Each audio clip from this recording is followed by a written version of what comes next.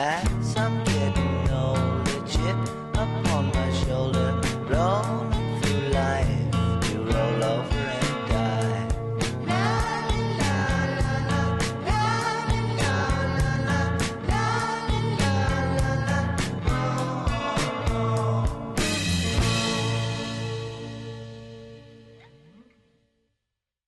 Hey guys, it's Streed, and today I'm going to be reviewing The Deadly Spawn.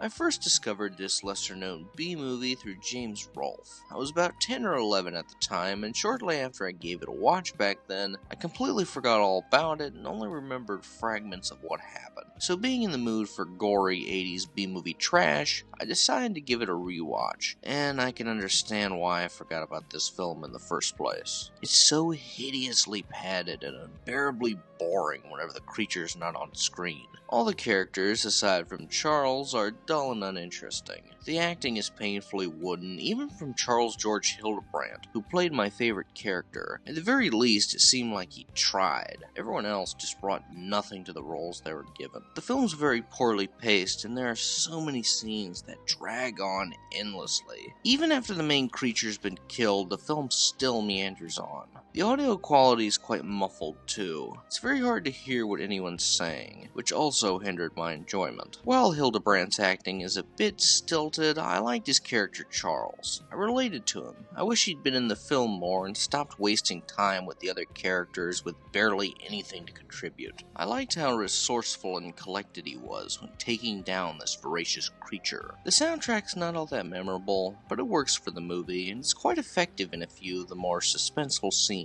The greatest aspect about this film, in fact the only reason you should even consider watching this, is its repulsive, terrifying, and unsightly monster. It looks like a mixture between a slug, a graboid, and a penis. I've heard many people criticize the effects, and while I agree the effects for the gore are laughably cheap, the effects for the creature are phenomenal. This thing still frightens me on some level. The way it sounds, its slimy appearance, and horrifying jaws are the very thing of nightmares. Say what you want about the film's lack of characterization and any number of other things, but this creature is downright terrifying, and the way it rips people apart so easily is brutal and sure to satisfy any fans of gore and carnage. It's just so tragic that everything else fell completely flat. I can understand why it's a cult classic, but for me, it's just too boring to fully enjoy. I desperately wanted to love this film, even on an exploitation or B-movie basis, but I just couldn't. I know this film sounds exciting, but be forewarned, it's really not. Much like Le Samurai is a tribute to the noir genre, this film is a tribute to B-movies, and likely Night of the Living Dead. There are actually a lot of similarities between the two films. As a homage, it's a success, but as a film itself, it's